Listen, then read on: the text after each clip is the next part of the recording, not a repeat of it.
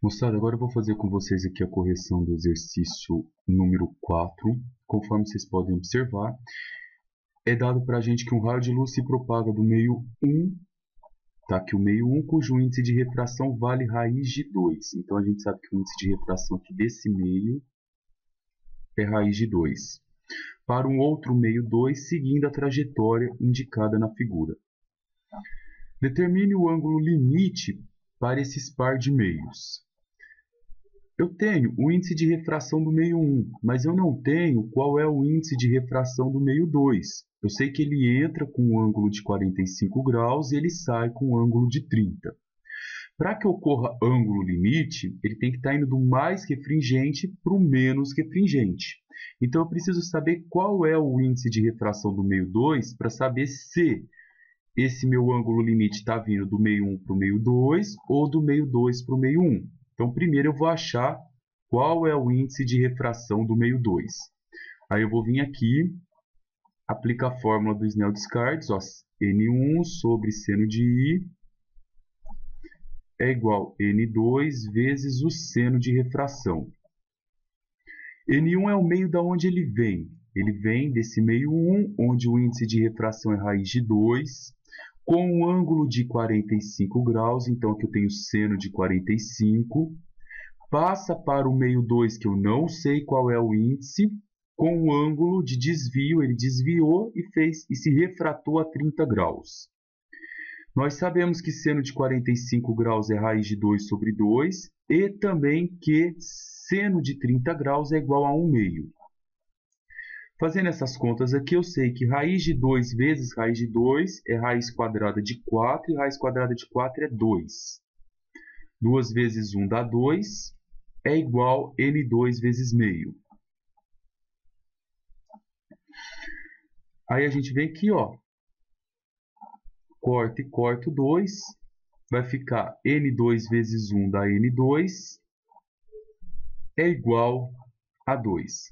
Então, a gente sabe que o índice de refração do outro meio é 2. A gente sabe também que raiz quadrada de 2 vale mais ou menos 1,4. Para que ocorra ângulo limite, ele tem que vir do mais refringente, o índice de refração maior, para o menos refringente.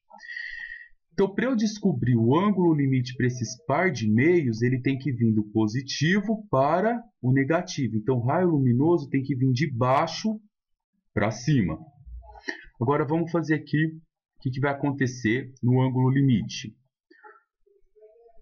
Fazendo N1 vezes seno de I é igual a N2 vezes o seno de R. Galera, pelo amor de Deus, não esqueçam disso. Ó. Toda vez que eu falo para vocês ângulo limite, vocês precisam lembrar de duas coisas importantes. E a gente já demonstrou isso em videoaula e em sala de aula várias vezes. O ângulo limite só ocorre quando? Ele vai do mais refringente para o menos refringente e o ângulo de incidência é igual ao ângulo limite. E quando isso acontece, ele refrata a um ângulo de 90 graus.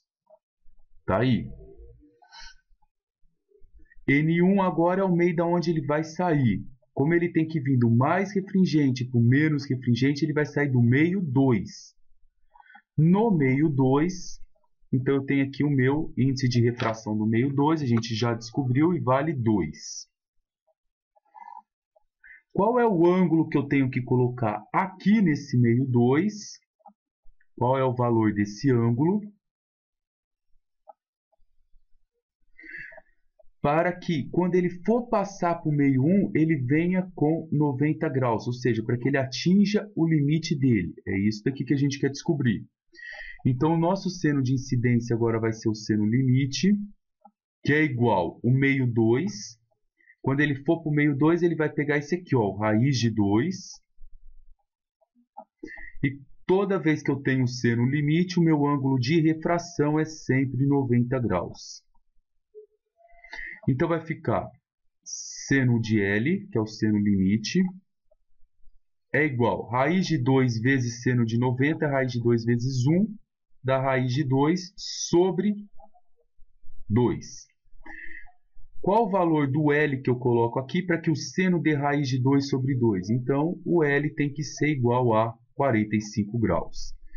Então, se eu jogar um raio luminoso aqui embaixo, no meio 2, a 45 graus, esse raio luminoso, quando for para o meio 1, ele vem formando com a normal um ângulo de 90 graus. Ele atinge o limite máximo dele. Qualquer valor maior que 45 graus, ele sofre o processo chamado de reflexão total, que a gente discutiu em sala.